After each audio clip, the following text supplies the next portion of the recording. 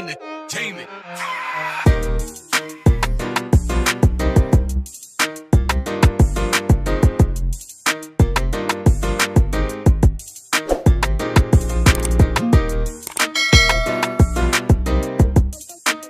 Welcome back again to my YouTube channel. Ito, may gagawin tayong isang Noipi. Ayan, 155. Okay, issue nito guys, kapag mainit na, mahirap panda rin. Ayan, minsan kapag naglo-long ride sila, biglang titigil. Nasa malapit pa lang, tumitigil to kapag umiinit na yung makina guys. Okay, dami na tayong videos about sa ganun. Okay, ngayon ito, ipapakita ko ulit kung anong issue nito. Okay, sige nga, start mo nga. Ayan, naka-on siya guys. Ayan, oh, hirap na. Bagos mainit-init pa, oh. Oh, sawa siya, no? Okay. Okay, ito troubleshoot natin, guys. Samahan nyo ako. Ito, ituturo ko sa inyo yung issue nito.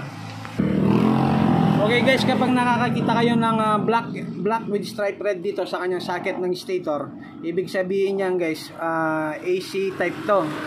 Okay, primary type to, guys. May primary to yung kanyang stator. Okay? Tetestarin natin to, titignan natin yung resistance ng kanyang primary, pati na rin yung kanyang pulser. Okay guys, ito gamit natin yung tester para iwas tayong manghula, para sigurado kung ano yung sira. Ito yung kanyang pulser trigger, ito yung tinatawag na pickup coil guys, yung stripe na blue with stripe white. Okay, yan yung positive ng ating pulser, ito yung ground ng ating pulser, yung green with stripe white naman. Okay, diyan ko linagay yung ating tester. Ayan, okay, tag-isa sila, blue at saka dito sa green.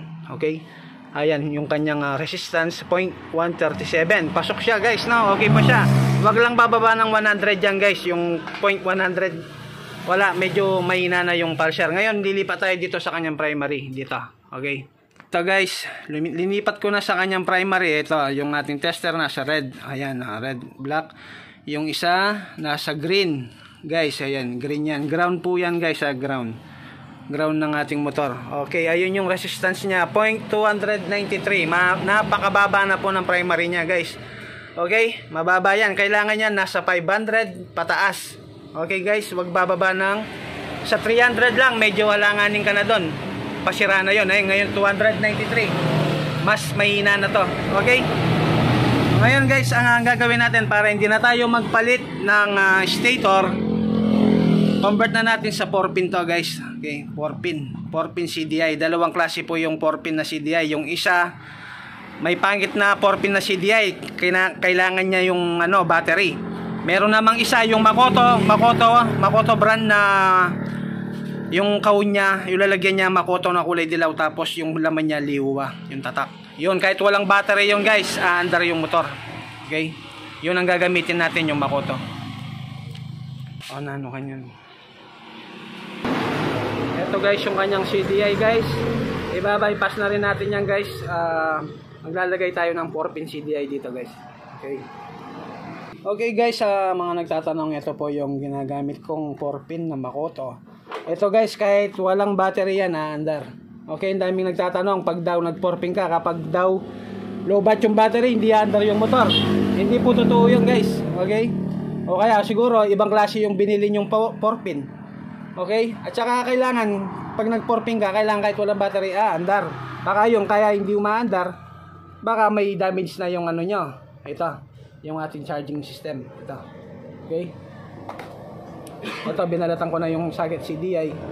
At maglalagay kayo guys ng socket ng 4-pin CDI, yung magandang klase yan, yung makapal yung wire. Okay guys, ito yung wiring natin. Pero marami na tayong video nito, pero ito ulitin natin. Ito yung pulser. Kailangan nakatayo yan, nakaharap sa'yo. Ayan, ito yung lock, no? Ito yung pulser. Ito, pulser blue, no? Yung pangalawa, yung katabi niya, ito, ignition coil. Ayun, no?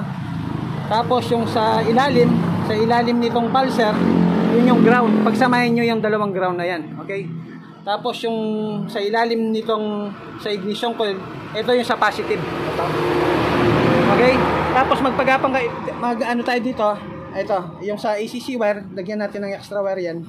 Papunta dito sa kanyang black and white. Okay, ito bypass na yung sa ilalim. Ito, binypass ko na to. Yung black and white nito, wala na yan, no? Yung sa taas yung kinuha ko. Okay, itap nyo sa ACC wire. Ito, black. Ano mang, ayan, yung black wire ng ating motor na to, Parang Honda. Ayan ha. Yung ACC wire niya, solid na black. Okay guys, yan. Ganun lang. Punta rin natin siya. Meron namang poldo pa to. Ayan. Sa ano. Yun no. Diba? Lakas no. Okay. Okay guys. Ha. Isa pa. Okay. Alright. Ha.